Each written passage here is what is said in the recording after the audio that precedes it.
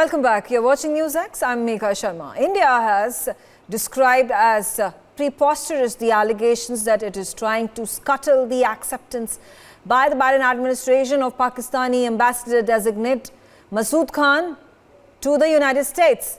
His comments came when asked about, now these are comments that have been made by the Pakistani leadership about Pakistan's allegations that India was instrumental in blocking Masood Khan's confirmation by the United States. Khan, who has served as the quote-unquote president of the Pakistan-occupied Kashmir until August last year, he was nominated as Pakistan's ambassador to the United States in November in 2021. He is still awaiting confirmation from the Biden administration. This has led to the impression that the decision has been put on hold. Now, Masood Khan is in the past termed terrorist Burhan Wani a hero, a martyr, and has put out social media messages hailing the Jaish-e-Mohammed terrorist. The row has now erupted as Scott Perry, who is a US congressman, urged President Joe Biden to reject Pakistan's nomination and describe Khan as bona fide terrorist sympathizer who is working to undermine America's interests in the region as well as the security of India. Let's open up this discussion. Major General Dr. Gigi Dwivedi on the broadcast with me. Well, Major General, a step that has been taken by America that continued to witness Pakistan as a non-NATO ally up until now, has now gradually decided that which way to turn is in its best benefit. Megha, the point is that it's indeed ridiculous that Pakistan always chooses to blame India for his own follies, for his own blunders, and more than that, for their own mistakes. Now, in this case, Masood Khan was the president of POK, and we all know the track record of Pakistan Army in Pakistan-occupied Kashmir. There have been repeated reports of atrocities, of excesses, mass arrest, torture, and lately one of the activists had reported, like Mohammed Kashmiri, that POK must be given independence, and these cases have been registered in Geneva. So I think what exactly is going on is that Americans have realized the Pakistan game and what their role was in Afghanistan. And today Pakistan doesn't matter to America.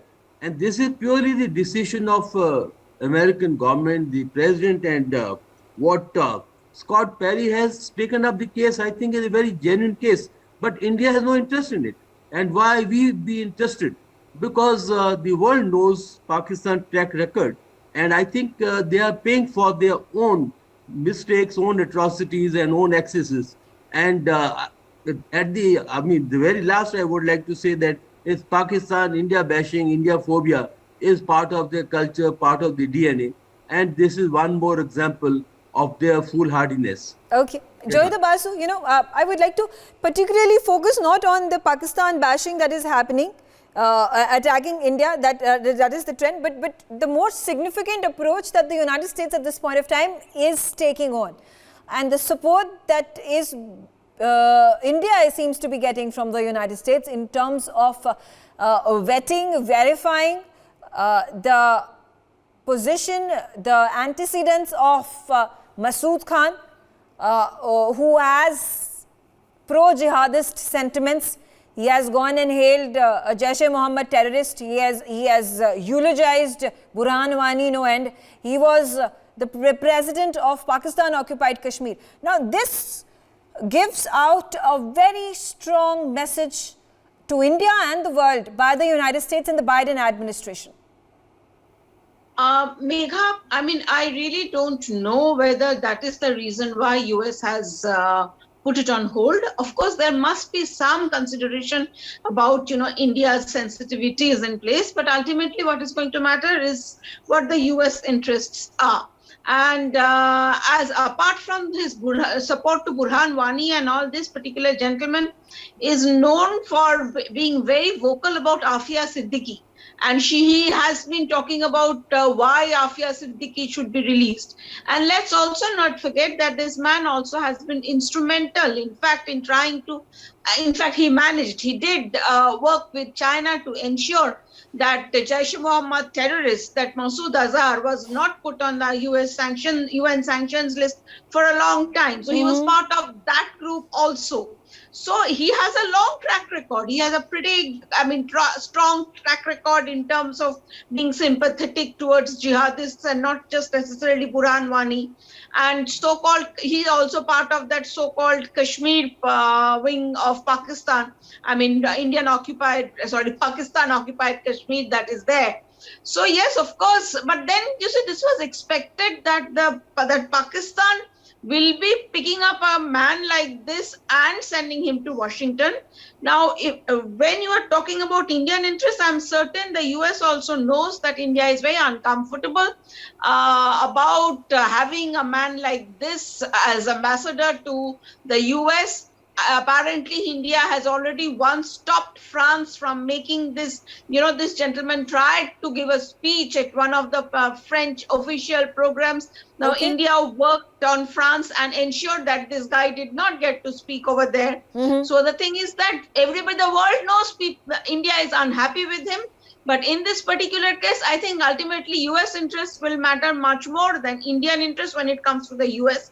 And yes, I agree that nothing much is left in terms of US and Pakistan relationship right now. Right now, at the present moment. Right.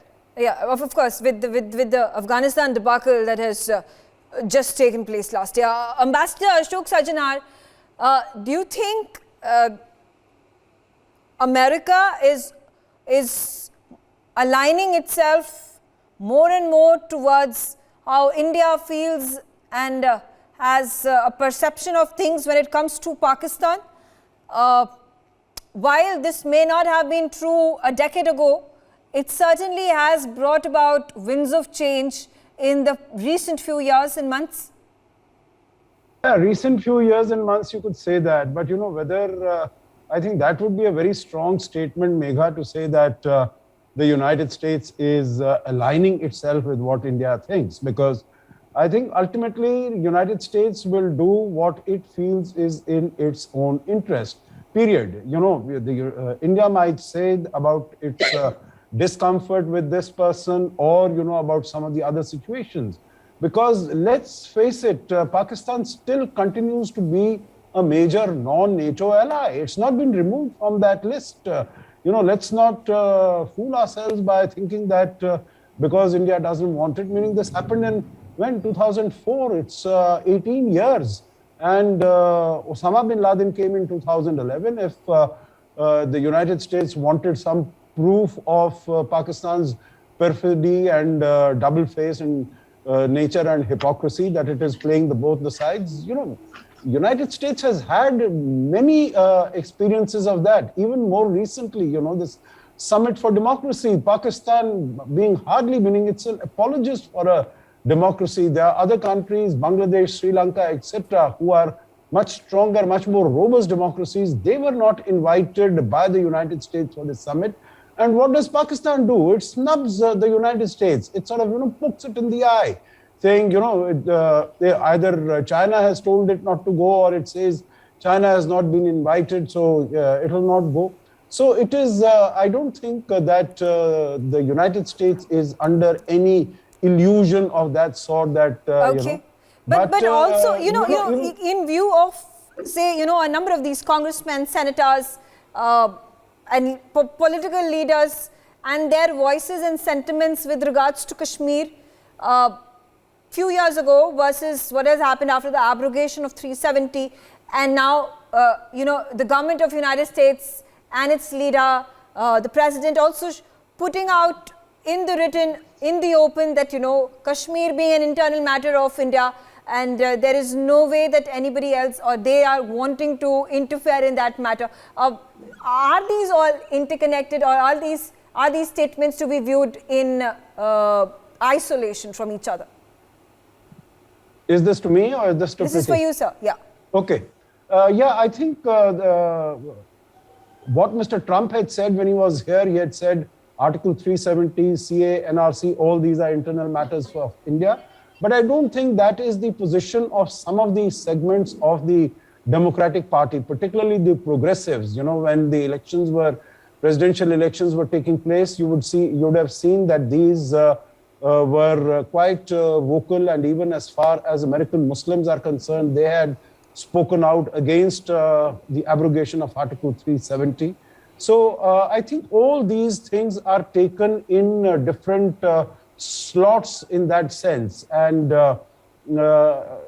you know, this is how the United States takes it in terms of its own interest, because there is also domestic politics involved with it. It's not only foreign policy relations with India, it's also domestic politics and a lot of it.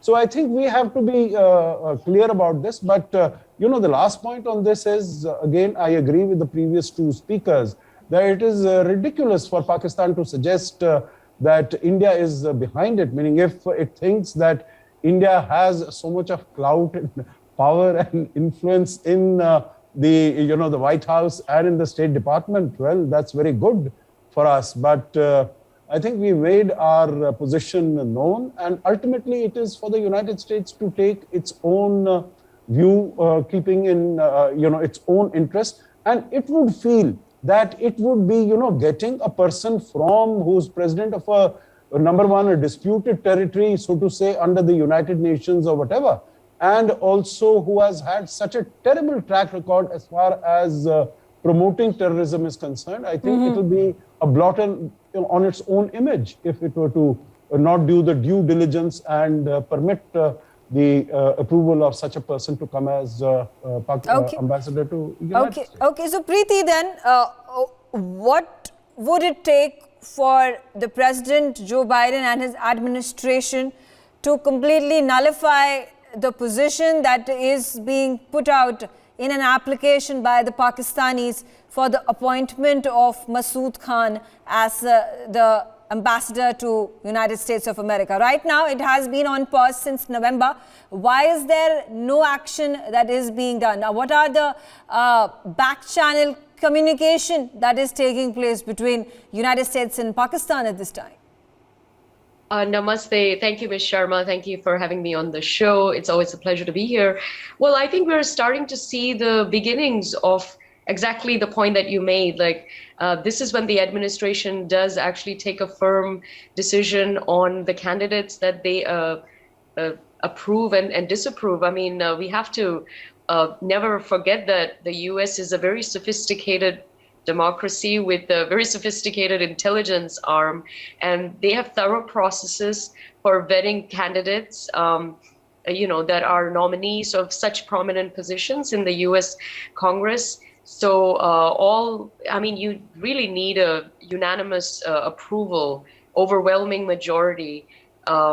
And I think a candidate like this poses a real threat to Pakistan, because he will not be getting some overwhelming majority. It might not even come to that stage where everybody has to vote. I think it's fantastic that Senator Perry has brought up these points. We haven't seen too much of this in the past 5 to 10 years, where we really see senators and congressmen and women who, really single out a candidate and say, we have a problem. This isn't fully kosher. So it's great that he did that. And it's great that the administration is taking his, his inquiry seriously. The U.S.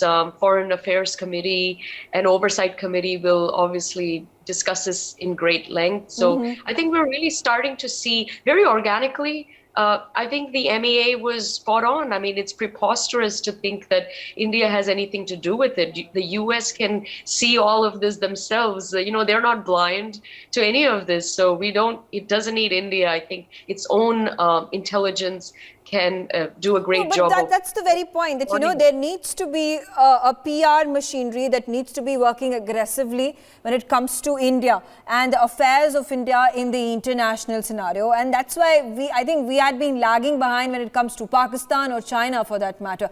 And it's high time we close in this gap. And Major General Gigi Dwivedi, if at all, since this appointment at this time is at pause, if Masood Khan does end up being appointed as the ambassador to the United States of America, would it not be right if India were to raise a protest against the appointment?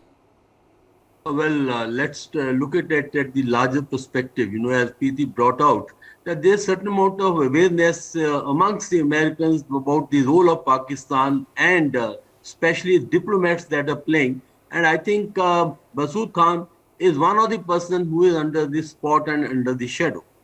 Now, Americans also have a very stringent system of vetting the people, and I think the track record of Masood Khan is, again, quite blemished, and they are right in delaying his approval.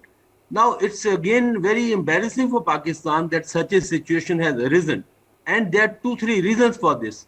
First and foremost, how China and Pakistan are placed with each other, and right now, Pakistan Prime Minister is in Beijing at the Winter Olympics, and of course with a begging bowl to get the $5 billion loan. But nonetheless, these are the ones which make a very, very negative photo ops as far as the world arena is concerned. And secondly, if America does allow Masood Khan, well, it is a discussion. But what is more important is that there was a spotlight on this gentleman, and he had to pass the muster after a fair amount of struggle. And my last point is, how Pakistan is now placed with America. Mr. Imran Khan is still waiting a call from President Joe Biden, and that is yet not come. So that shows where Pakistan stands as far as America is concerned in today's global perspective. Megha. Okay, all right. Joyita, I'll come back to you. And, if we take a look at the larger issues that are of concern between India and Pakistan, and amongst the most primary are Pakistan-occupied Kashmir, which is Indian territory that has been taken away by force by Pakistan. We talk about Aksai Chin and the terrorist situation at this point of time. We have Hafiz Saeed, who's not only been given safe haven in Pakistan, he has been allowed to enter into active politics. He has been given, asked to get into jails and then given home arrests and then completely set free as if nothing happened and continues to go about his business. Now, in these issues that India continues to face, impediments, can United States then be brought in to allow for stern pressure be put to Pakistan and perhaps even an Osama bin Laden-like terror operation, anti-terror operation be brought into one of those boroughs of Pakistan where Hafiz Saeed is hiding and extradite him into India?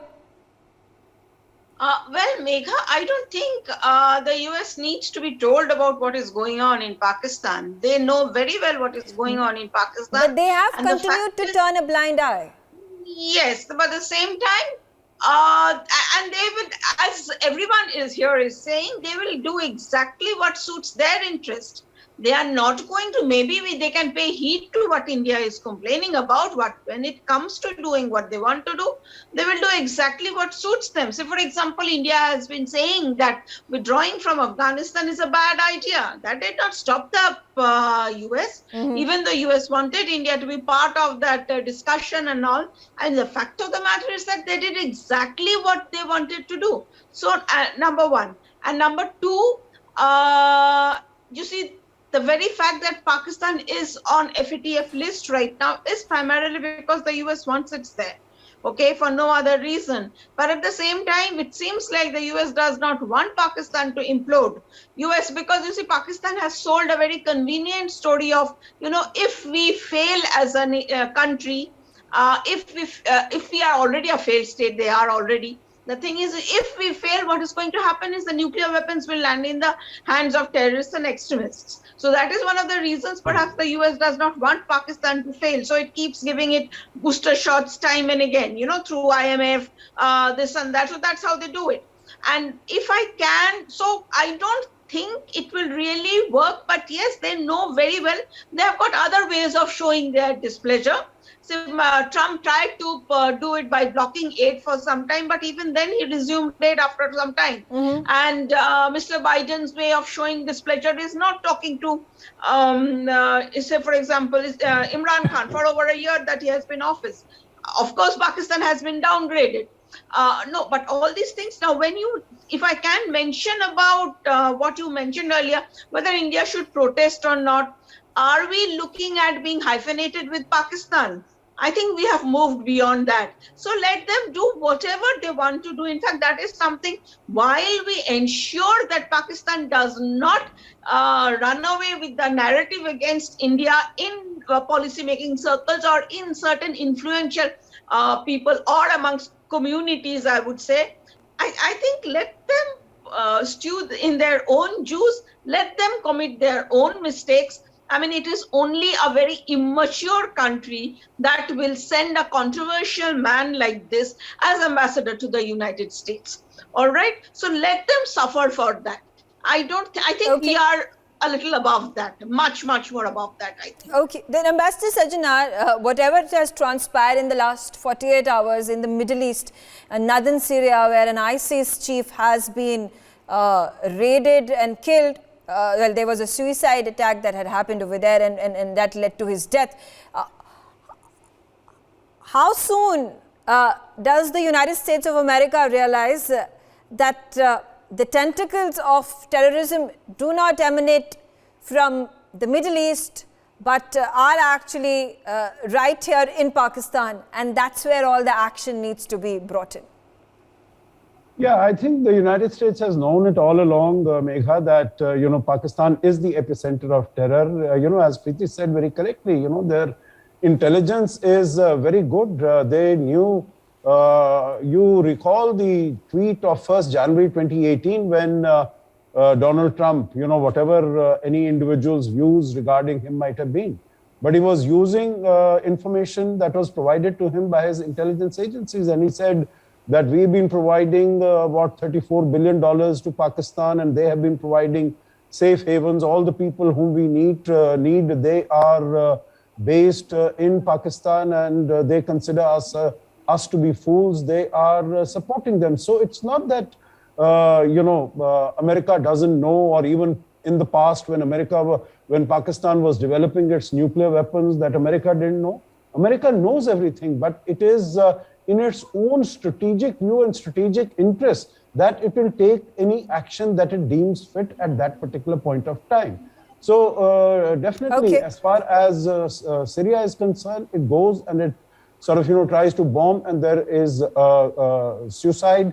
It will maybe help Mr. Biden in increasing his popularity ratings or something.